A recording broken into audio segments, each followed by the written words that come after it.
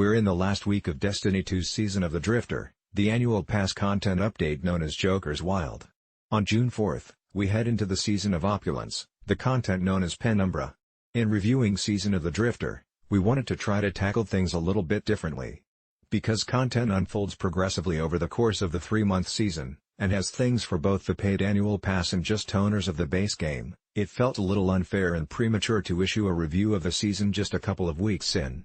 Of course, every time we thought there was lull in content and started to write up our review, Bungie came up with something else for players to do, earn, or chase. That in and of itself speaks volumes about Season of the Drifter. It managed to keep things interesting and fresh, never letting players get bored.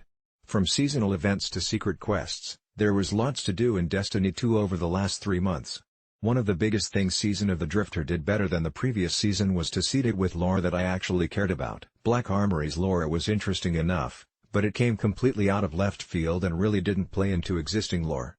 Season of the Drifter offered additional details about one of Forsaken's most intriguing additions, the Drifter and his mysterious game of Gambit. The story seeded throughout this season not only followed up on mysteries that were previously introduced, but it sets up a lot of things that people have been theorizing will be happening in Destiny 3. I love the lore for Season of the Drifter, especially with how it expanded the universe and our understanding of mysteries. Of course, it created a lot of new mysteries too. The primary content addition for this season was the cycle between Gambit Prime and the Reckoning, with rewards that led into each other and provided a gameplay loop that could be repeatedly ground out.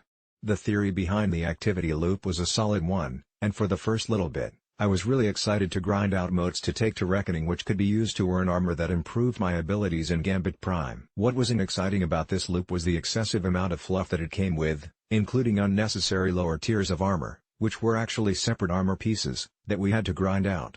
It also ended up packing our already overflowing vaults super full of duplicate gear. If you account for all classes, all Gambit Prime roles, and the 3 tiers of armor, that's 180 pieces of armor to collect.